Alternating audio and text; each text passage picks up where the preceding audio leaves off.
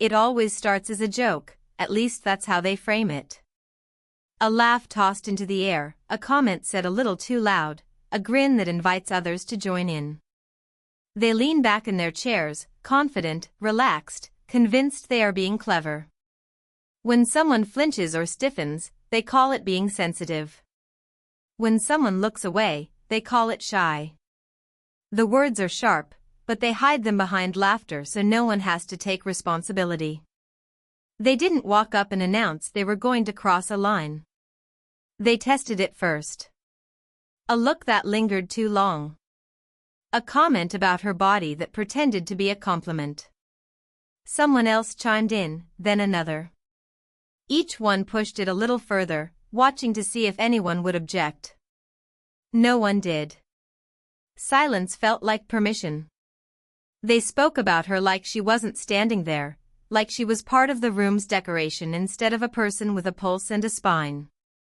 The language stayed casual, almost lazy, the way people talk when they assume they're safe. That's the trick of it. Disrespect works best when it sounds normal.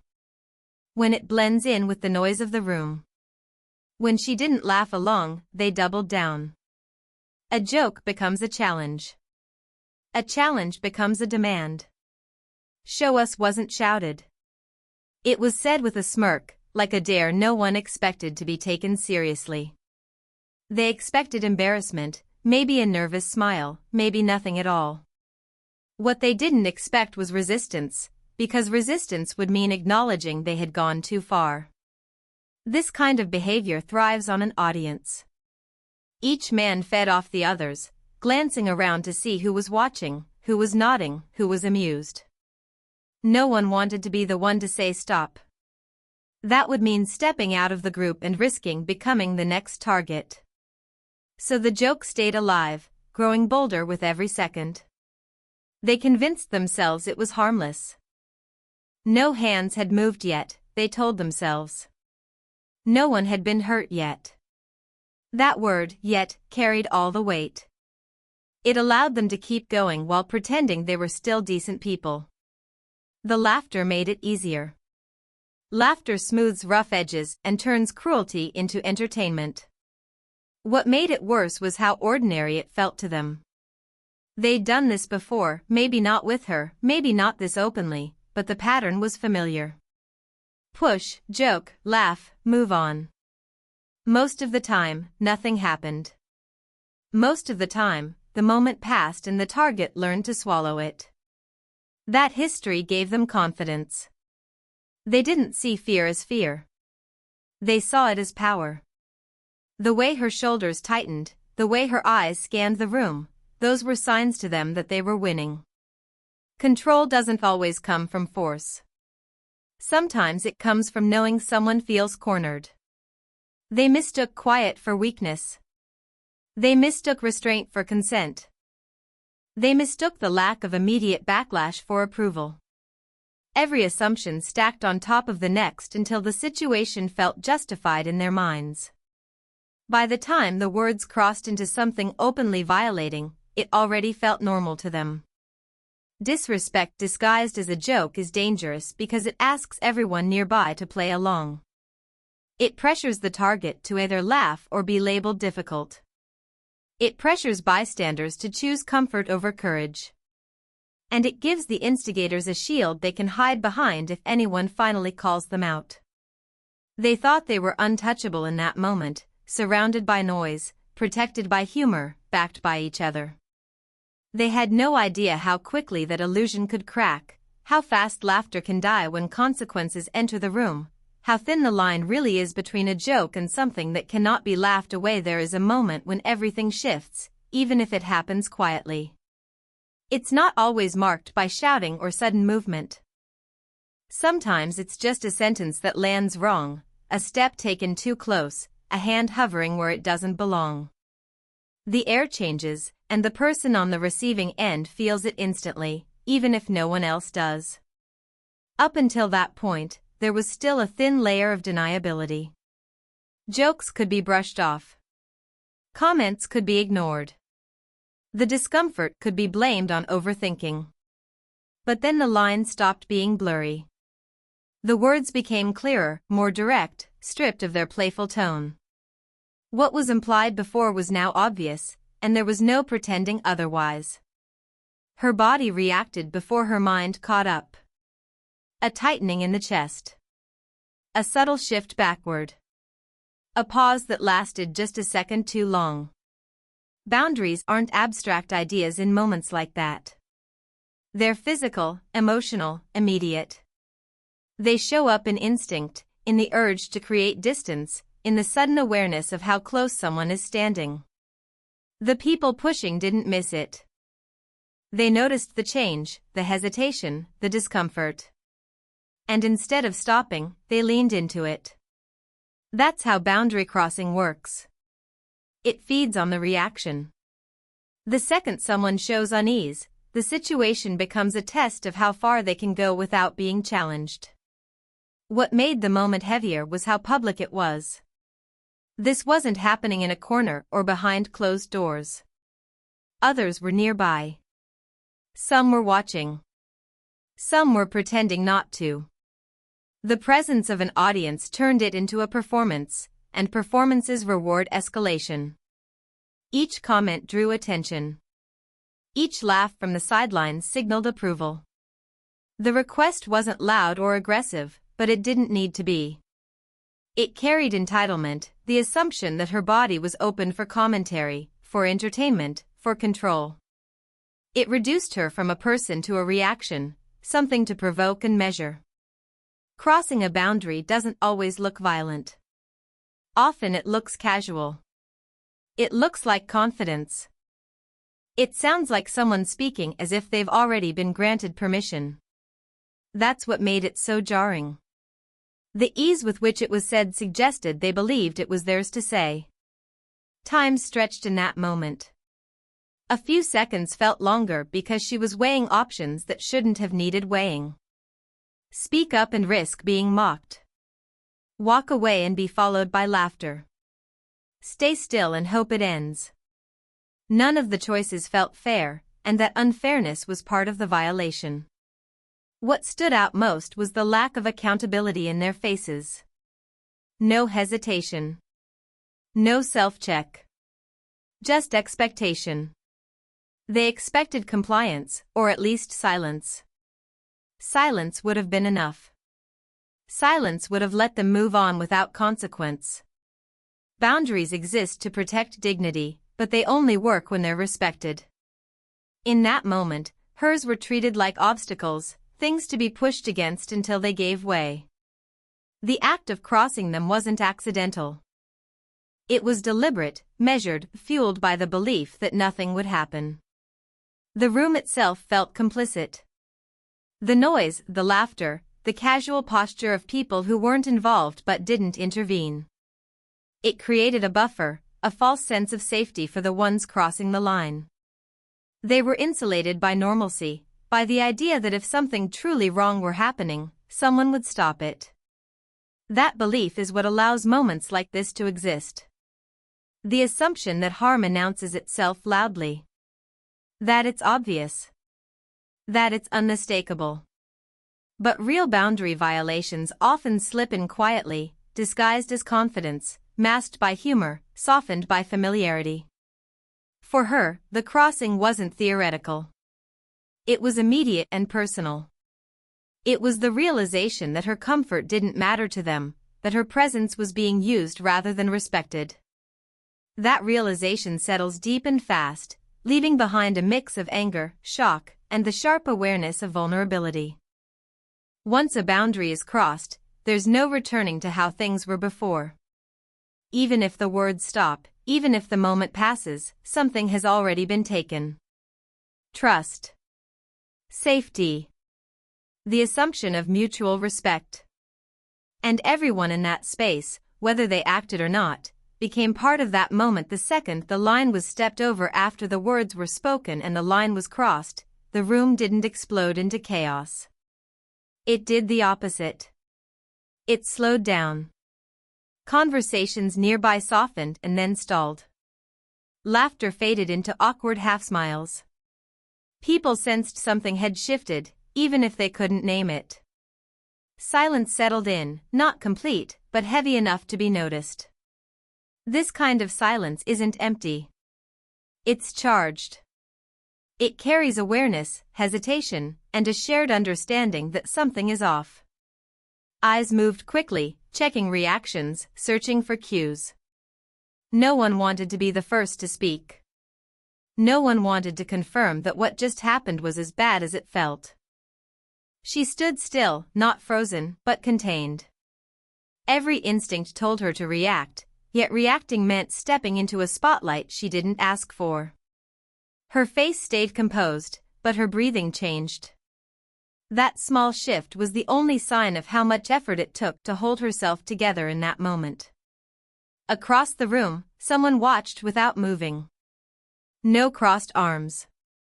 No clenched fists. Just stillness. A posture so calm it almost blended into the background. While others shifted their weight or avoided eye contact, this presence remained fixed, observing everything without expression. Silence has a way of revealing character.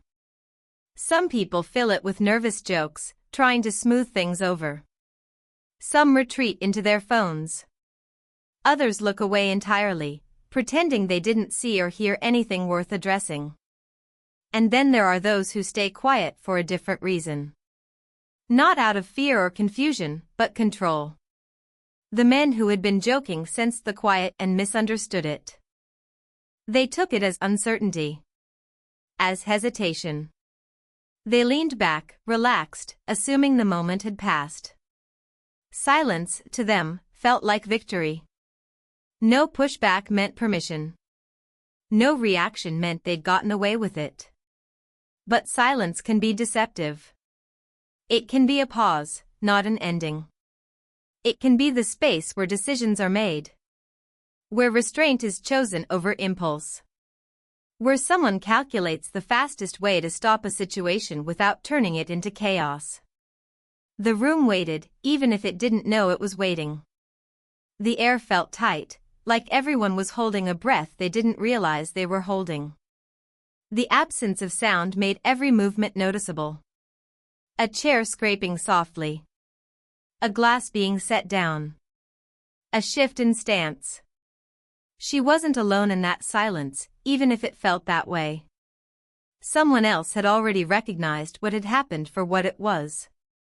Someone else had already decided that this wouldn't continue. The quiet wasn't hesitation. It was intention. There's a difference between loud anger and controlled response. Loud anger announces itself. Controlled response arrives without warning. The latter doesn't need words to justify itself. It doesn't seek approval or applause. It simply acts when the moment demands it. The still figure took a step, unhurried, deliberate. No dramatic gestures. No raised voice. The movement itself cut through the silence more sharply than shouting ever could. Heads turned. Attention snapped into focus. In that instant, the dynamic shifted again. The power that had seemed to belong to the loudest voices in the room drained away. Confidence based on numbers and noise evaporated when faced with someone who didn't need either. Silence had done its work. It had given space for the truth of the situation to surface. It had stripped away the jokes, the laughter, the false sense of safety. What remained was clarity. A clear understanding of who had crossed a line and who was about to respond. The room wasn't loud anymore. It wasn't chaotic. It was alert. Every eye followed what was about to happen next. Every person present felt the weight of the moment settle in, aware that whatever came after this pause would redefine what had just taken place. They never noticed him at first, and that was the mistake. He didn't stand out. He wasn't loud or animated or trying to command attention. He blended into the background the way people do when they're comfortable not being seen. To them, he was just another face in the room, another body taking up space, irrelevant to whatever game they thought they were playing. They scanned the room for threats the way insecure people always do, looking for raised voices or aggressive postures. They didn't register calm as dangerous. Calm felt passive. Calm felt harmless. Calm felt like someone who wouldn't get involved. What they didn't understand was that quiet isn't the absence of awareness. It's often the opposite. He had seen everything from the start. The glances. The comments. The way the tone shifted from joking to entitlement. He noticed the moment her shoulders tightened. He noticed the pause in her breathing. These were details the others missed because they were too busy listening to themselves. Experience teaches you what matters. It teaches you to observe before acting, to read a situation fully before stepping into it. He wasn't weighing whether something was wrong. That was already clear. He was measuring how to end it cleanly, without escalation, without collateral damage. The men mistook his stillness for indifference. They assumed that if anyone in the room had a problem, they would have said something by now. That assumption gave them confidence. Confidence built on ignorance is fragile, but they didn't know that yet. He didn't rush forward the second the line was crossed. Not because it didn't matter, but because timing matters. Acting too early can turn things into noise. Acting too late lets harm deepen. He waited through the silence, letting the moment reveal itself fully, letting everyone feel the discomfort they were trying to ignore. There's a reason people with real capability don't advertise it. They don't need to. Their presence isn't performative. It's grounded. He didn't puff his chest or square his shoulders to look intimidating. He didn't need to signal anything. The confidence was internal, built over years of discipline, training, and restraint. The men had no context for that kind of composure. They were used to dominance being loud, sloppy, and obvious. They equated strength with volume. So when he finally moved, it caught them off guard. Not because the movement was aggressive, but because it was certain. Underestimating someone like that is easy when you've never faced consequences that arrive without warning. They thought control meant being the ones talking, the ones laughing, the ones setting the tone. They didn't realize control can also look like patience, like someone allowing you just enough rope to expose yourself. As he closed the distance, the energy shifted in a way they couldn't explain. It wasn't fear yet. It was confusion. The sudden awareness that they might have misjudged the situation. That the room they thought belonged to them no longer did. They searched his face for emotion and found none they could use. No anger to provoke. No hesitation to exploit. Just focus. That unsettled them more than shouting ever could. It stripped away their ability to play the moment off as a joke. He wasn't there to argue or explain. People who are confident doesn't feel the need to justify their presence. He didn't posture or threaten. The message was clear without words. This stops now. The men who had been smirking felt exposed. Their bravado shrank under direct attention. The dynamic flipped so quickly it left them scrambling to recover, to save face, to pretend they hadn't been serious. But it was too late for that. They had underestimated him because they underestimated what real protection looks like. It doesn't announce itself. It doesn't seek approval. It doesn't need to be seen until the moment it acts. And when it does, it leaves no room for misunderstanding about where the line is and who enforces it. Consequences didn't arrive with a warning. There was no speech, no build-up, no chance for anyone to talk their way out of what they'd already done. One moment there was tension hanging in the air, thick and unresolved, and the next moment that tension snapped. It happened fast enough that some people didn't register it right away. A sharp movement. A sudden shift in focus. The sound cut through the room, clean and unmistakable. Not loud enough to be dramatic, but loud enough to silence everything else. The kind of sound that resets a space instantly. The smirk vanished before the shock did. Confidence collapsed into confusion, then into pain, then into something closer to disbelief. The body reacts before pride has time to catch up. Hands came up too late. Balance wavered. The message landed before the mind could argue with it. There was no follow-up. No second strike. No raised voice explaining why it happened. That was part of what made it so effective. The action stood on its own. Clear. Final. Impossible to misunderstand. People nearby froze. Mouths half open. Eyes wide.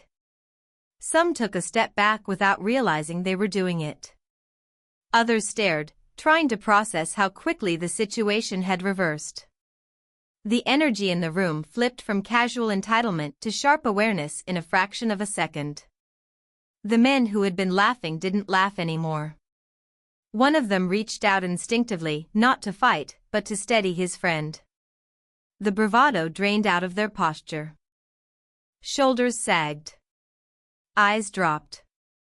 Whatever story they'd been telling themselves about being untouchable evaporated. Instant consequences don't allow time for excuses.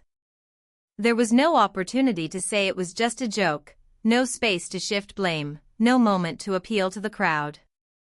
The reaction had already answered every possible defense. The person who delivered it didn't linger. He didn't puff up afterward or scan the room for approval. He didn't need validation. The point wasn't dominance. It was correction. The kind that ends a situation instead of feeding it. The room stayed silent, but it was a different silence now. Not awkward. Not uncertain. It was heavy with understanding. Everyone knew what had just happened and why. Even the ones who wished they hadn't seen it understood the logic of it. The men on the receiving end felt exposed in a way they hadn't before. Not just physically, but socially. The power they'd felt moments earlier was gone, replaced by the awareness that they had miscalculated badly. That they'd mistaken tolerance for weakness. That they'd pushed until the push came back. Consequences are effective when they match the moment. Too small, and they're ignored. Too drawn out, and they lose their impact. This was immediate and proportional. A direct response to a direct violation. No confusion about cause and effect. What lingered wasn't fear of the person who acted, but clarity about the line that had been crossed. The room recalibrated around that clarity. People stood straighter. Conversations didn't restart right away. Everyone needed a second to adjust to the new reality. The men who had started it didn't say much after that. They couldn't. Anything they might have said would have sounded hollow. Jokes don't survive contact with consequences. Smirks don't survive exposure. For her, the shift was just as real. The sense of being cornered loosened. The weight in her chest eased. She hadn't needed to ask for help. She hadn't needed to explain herself. The situation had been recognized and addressed without putting the burden back on her. Instant consequences send a message not just to the person who receives them, but to everyone watching. They establish boundaries in a way words often fail to. They make it clear that certain behavior doesn't get debated, laughed off, or tolerated. The room would remember that sound. The speed of it. The way everything changed afterward. Moments like that burn themselves into memory because they cut through pretense. They strip a situation down to truth, to action, to outcome, leaving no room for denial about what happens when disrespect meets a response that doesn't hesitate. No one walked out of that room unchanged. Even the people who tried to pretend nothing had happened carried it with them. The story settled into their memory not as gossip, but as a reference point. A moment they would replay later when they thought about what's acceptable and what isn't.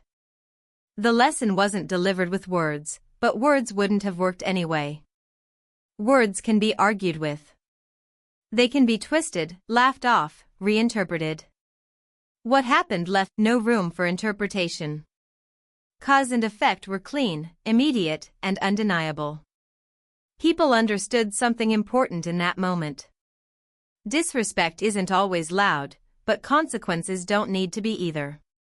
The idea that bad behavior survives as long as everyone stays polite cracked right there. Politeness had protected the wrong people up until that point. It had allowed things to escalate quietly. That illusion didn't survive the response. Those who had laughed earlier felt a delayed discomfort. Not fear, but self-recognition. They saw how close they'd been to becoming part of the problem. Some replayed their own silence and wondered why they hadn't spoken. Others justified it to themselves, but the justification felt thinner than before. The men who caused it learned a harsher lesson. Not just about crossing lines, but about misjudging people. They'd assumed the room belonged to them. They'd assumed safety came from numbers and noise. They learned that real authority doesn't announce itself and doesn't ask permission. The woman at the center of it didn't have to explain what she'd felt. She didn't have to defend her discomfort or prove that it mattered. The situation validated her without turning her into a spectacle. That alone shifted how people saw the incident. It wasn't about drama. It was about right and wrong. Stories like this travel because they carry weight. Not because of the action itself, but because of what it represents. A boundary enforced. A line drawn clearly enough that no one forgets where it is. People tell it later with a different tone, quieter, more serious, because the humor never quite fits. The lesson spreads beyond the room. It shows up later in hesitation, in someone stopping themselves before making a comment, in someone stepping back instead of leaning in. It changes behavior not through fear, but through awareness. What lingered most was the contrast. How quickly things shifted from casual disrespect to absolute clarity. How fragile that earlier confidence turned out to be. How fast a situation built on entitlement collapses when it meets resolve. Some people will say violence is never the answer. Others will say nothing else would have stopped it. But most people who witnessed it didn't debate philosophy afterward. They understood instinctively that something necessary had happened. That a pattern had been interrupted. The room learned that silence can enable, but it can also precede action. That calm doesn't mean passive. That strength doesn't need to posture to be effective. These aren't ideas you forget easily once you've seen them play out in real time.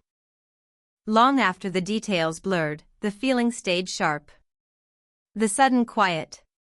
The shift in energy.